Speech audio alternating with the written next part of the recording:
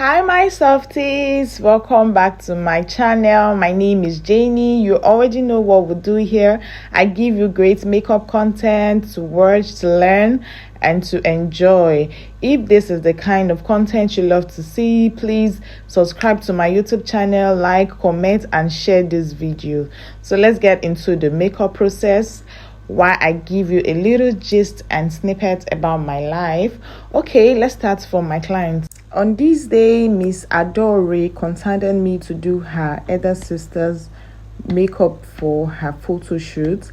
Her birthday would be that same week, I think Thursday of the week. So she contacted me on Wednesday to come and do her sister's makeup. Miss Adora is quite someone I knew. Like she was a client to me, but later on the client became so close, and then I'm not like should I say family makeup artist to Miss Adore.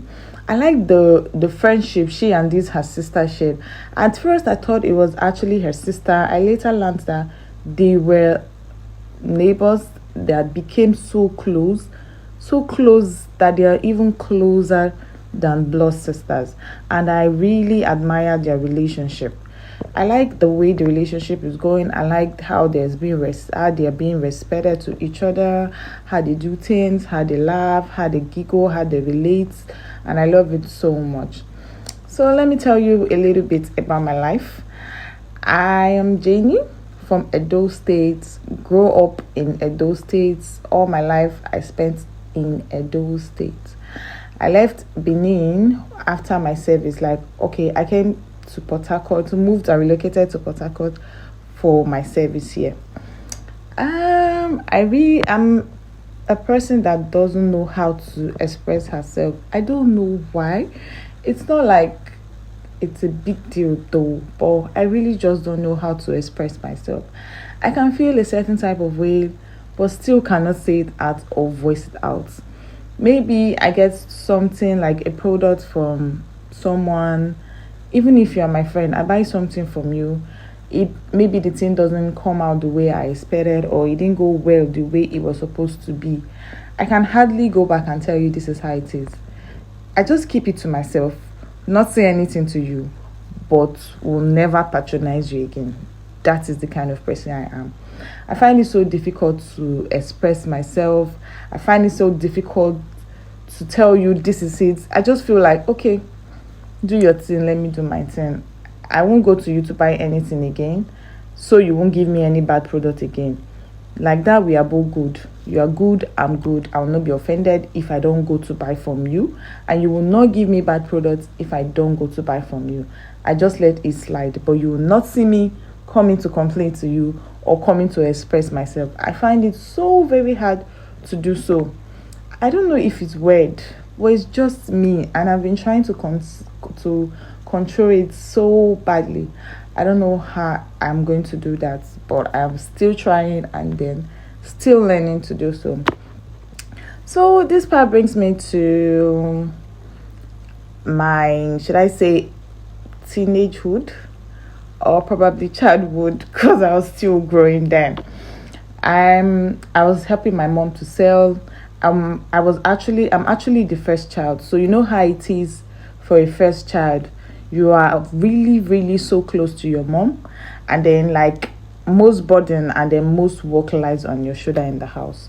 So it was basically me most of the time doing a lot of the housework, a lot of the whole thing, because my siblings were really very, very, really small at the time, and they were still tender, so they couldn't do a lot of things.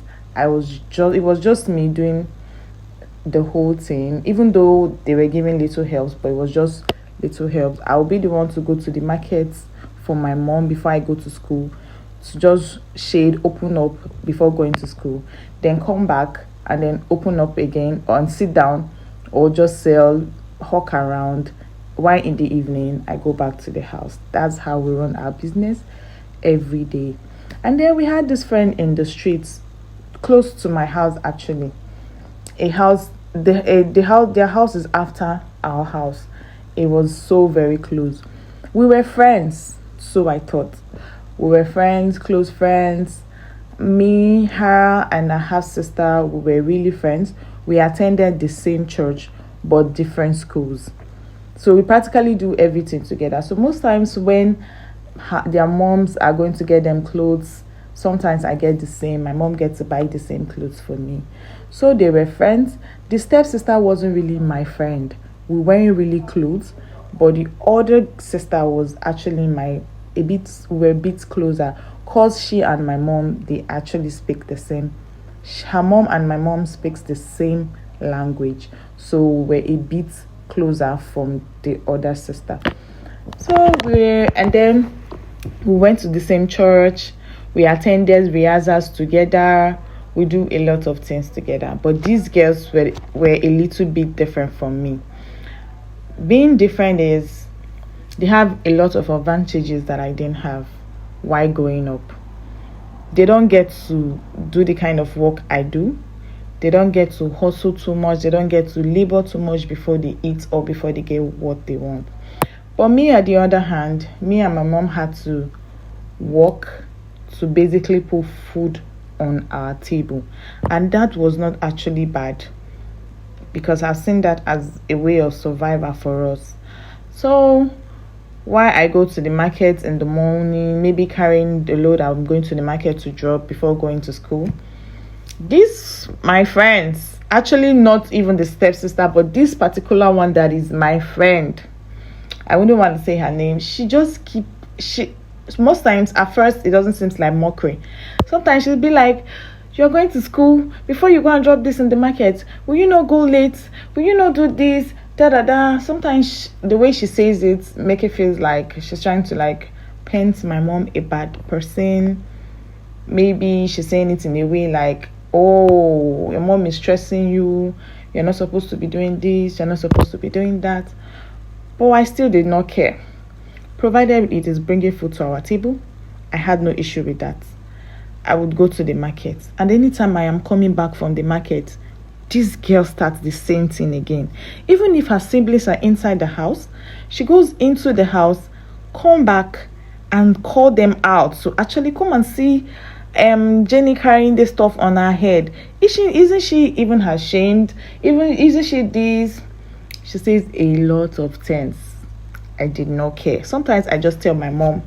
My mom will say that's how it is. They are children. You people play too much. And she had never took it serious. I didn't take it serious at first, but I am human. Sometimes it tends to get to me. Imagine you going out of your house, trying to earn a living, trying to go and sell so that people can get money to provide, to eat or something. People you call your friends mock at you, especially when they see other children there, see other adults, they tend to mock at you. To some extent, when I'm passing their house, I will tiptoe and pass so they will not see me. It was so bad. I would just tiptoe and pass because they were always going to make mockery of me anytime I pass. And they were actually my friend. They were my friends. They were all my friends. So they were doing, she kept doing this thing for a very long time. I didn't take it to heart. But you know we are humans and we all have our limits to things. So this particular day, it was our rehearsals. I went to the market as usual. It was a Saturday. So we go to rehearsals every Saturday. Then after rehearsals, I'll go back to the market. So I came from the market that day. I went to the market in the morning. Rehearsals was by 12 and I came back to the church for rehearsals. We had done a song before. We have rehearsed a song before prior to Saturday. So it was just for it to make the work easy for us. Just go there, rehearse a little bit so we can go back to our various houses. When I got to church, she was there already. She, her stepsister, and the rest of the choir members. They had already started rehearsals. I think I was 5 to 10 minutes late. So I joined in. The choir mistress asked me to stand outside that I came late, and then I was trying to like beg her, tell her the reasons why I came late. And mind you, we were like 20 or 25 members in church that day. So my friend just stood up and said, why will she not come late when the only thing she knows how to do is to say agidi? That's what my mom says, by the way. When the only thing she knows how to do is to sell agidi. And you could hear and see the mockery she made of me. Everybody in the church that they busted into laughter. They started laughing. Some of them would stop at some point, while some would laugh and continue laughing again. It was funny to them. It was not funny to me. I felt so bad, so hurt.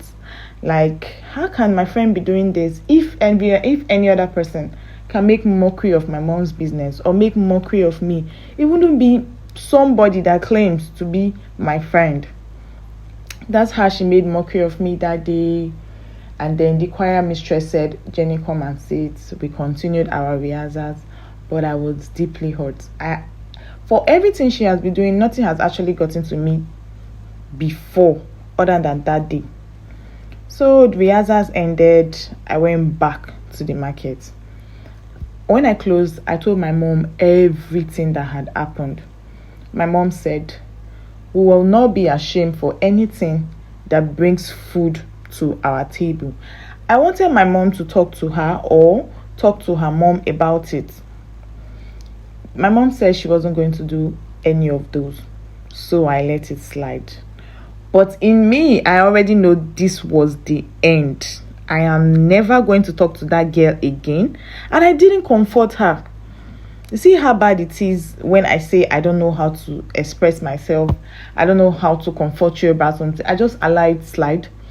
Go your own way and I go my own way. Let it just be like that. So we continued. I never spoke to her again after that day. Even when she tried to come close to me, tried to create this friendship again, I never spoke to her. I just see her in church and pass. I go, when I'm going out, I'm going out. When I'm coming in. Even when I'm passing, she's making mockery. It's just as if I don't know if she exists anymore. I just pass her and then it's like she doesn't exist. At some point, she noticed it and then she thought I was joking. She'll come to me jokingly, hello, Ginny. She tried to make those normal jests and play. I was no longer interested. This time, I was really done. We continued like that for, let's say, 2 to 3 years, if I can remember. It's so funny now, but then it wasn't. We continued like that for about 2 to 3 years. And then my mom was so mad at me. How can you be keeping my list with your friend? You posted close to the same house. Like, you people are literally close. And you people are in the same house, almost the same house. And then you are keeping my list with your friend. Somebody you called your friend. I did not care. My mom said a lot of things. My mom said I had this deep mind. That I was too deep-minded, that I don't have forgiveness. I did not really care at this point. My mom said a lot of things. Sometimes my mom will call her and then call me and try to settle us. I still didn't give up. Her mom too tried to make us friends again. It did not work because I was so fed up. I really felt hurt. So we continued like that for about 3 years. We literally see ourselves every faithful day. We see in church. We see at home. We see everywhere. But I still was not talking to this girl. And I can see how she was struggling and trying to create this friendship again. But it did not work this time. We were going like that. Weeks, months, years. Up until one day, I was just washing in the backyard. And then I had gotten a new phone.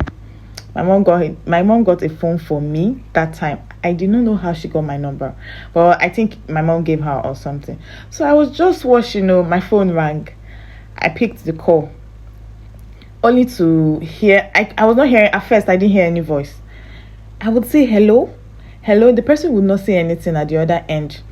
I'll end the call, drop the phone again, and then continue what I was doing.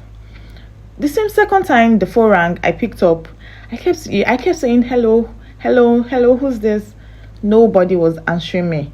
I was wondering who's this and why is this person calling like this and not saying anything. I end up the call, dropped my phone. I was doing the same thing I was doing. I was washing. So I just had the phone ring again. I allow it ring for some time. Like I was not picking because I was fed up. How can you be calling me and then you are not saying anything at the other end? So the phone rang for about 2 minutes. I didn't pick. So the last time the phone rang, I just picked the call and said, "Hello." I think she didn't know that I had picked the call.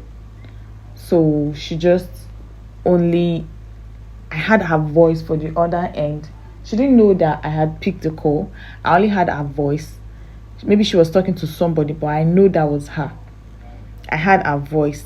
And then when she noticed, she ended the call instantly and called back again.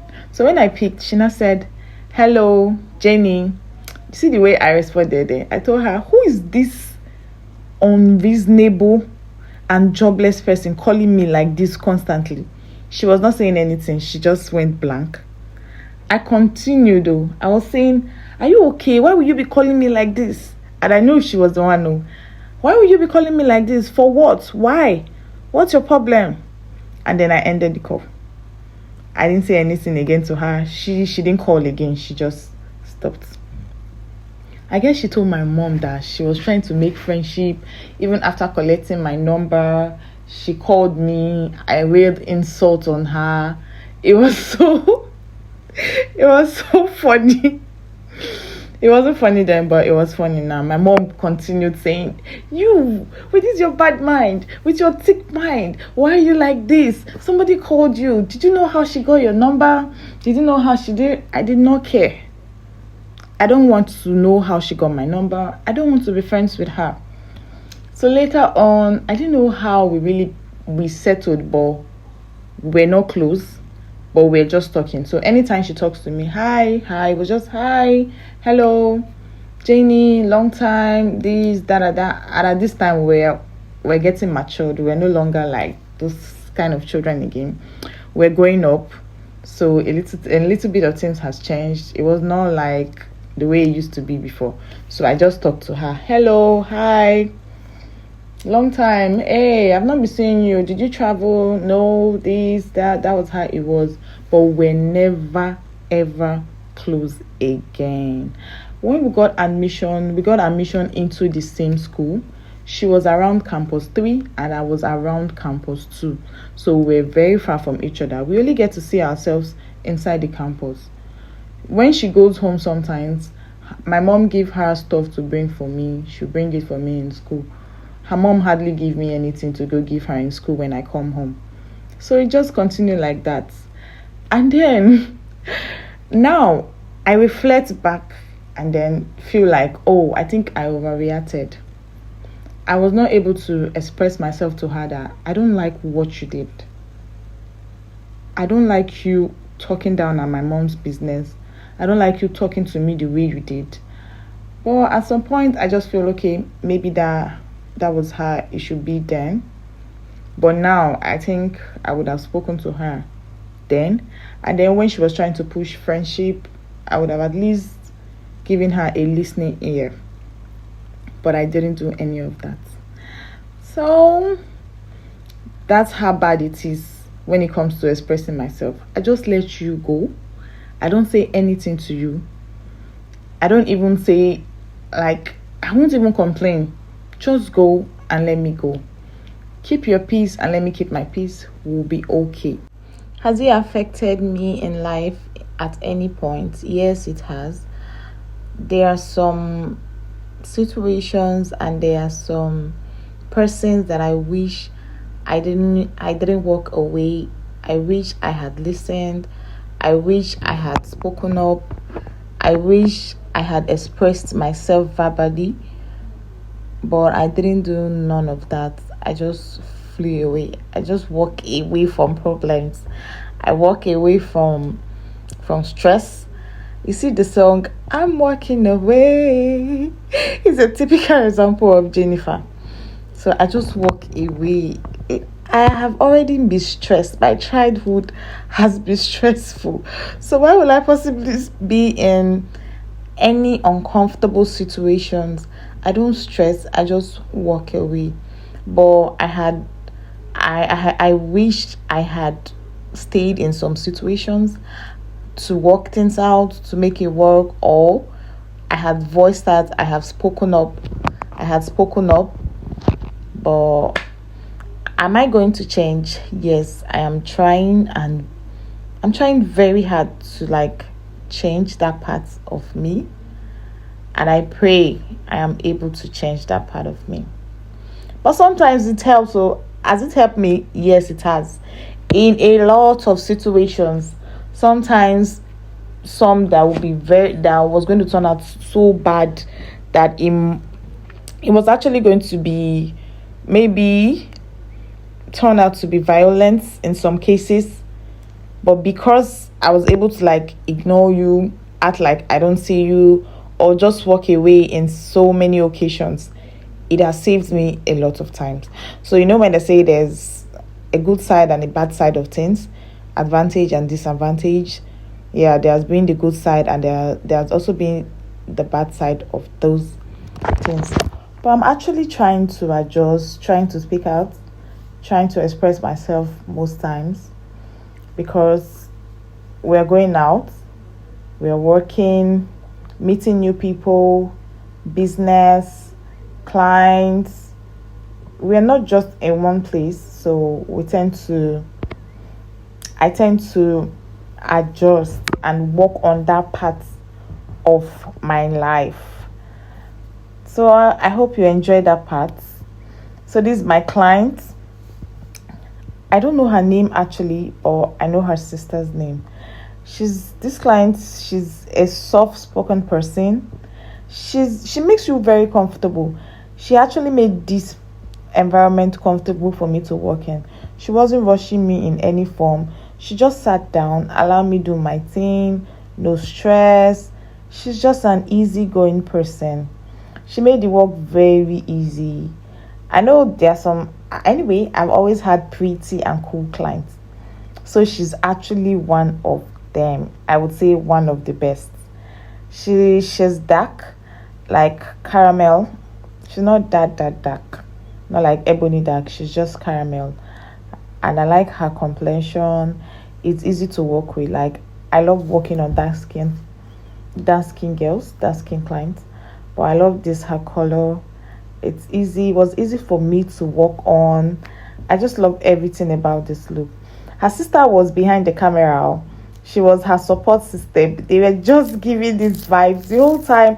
Like, if I didn't cut off those parts, you would have seen it in this video. They were so lovely. You see the way they talk, the way they say things, the way they play and all that. I really admire this friendship. And this is one of the friendship I didn't. Okay, should I say it? I have a few friends that I would say we share this kind of bond and this kind of friendship. I really love this friendship. It's actually no more friendship. It's just, should I say sisterhood? Is that what sistership? No. These are sisters. They are no longer friends. She made the whole makeup process easy for me. She just said, Jenny, do your thing. I have no preference. I have nothing, no inspo, nothing at all. She just sat down. So I had to give her this sweet caramel. Should I say caramel? Ebony. Okay, caramel glam. And she really loved it. And I loved it for her. Like I gave her a nude makeup, a simple makeup, touched it up with a little bit of shimmer just to make it pop, make it glitter, because she's dark, so we wouldn't want to like make her dim and all that. Just gave her this soft glam.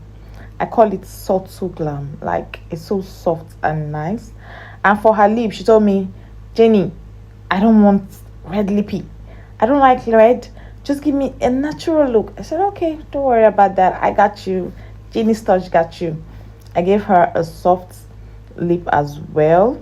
Gave her my signature eyebrow. Now, you guys already know my brows and how it works. I gave her my signature brows, and then she loved it. She loved it. She loved every bit of it. You can see where she smiled when I finally gave her mirror to look at her face. She was so happy. The word she said was, "I love my makeup." And that word gives me this satisfaction. It gives me this joy. Like, okay, I know how to please my client. Okay. I really loved the look, and I was so glad that she loved it too. Even her sister behind the camera, Miss Adori, loved it. She was like, "That's why I said Jenny was gonna kill it." I loved every bit of it. And then I was still trying to like rush time for her to meet up, because she had already booked her studios at her photo section and they were already waiting for her. So I rushed up, did her makeup, we did everything, and then she went in for her shoot, guys. I'm actually going to share the pictures, her pictures with you guys when it's out. And then thank you for staying tuned with me. Please subscribe to my YouTube channel so you get to see more of my content. Please subscribe, like, comment, and share my softies. Bye. See you on my next video. Bye.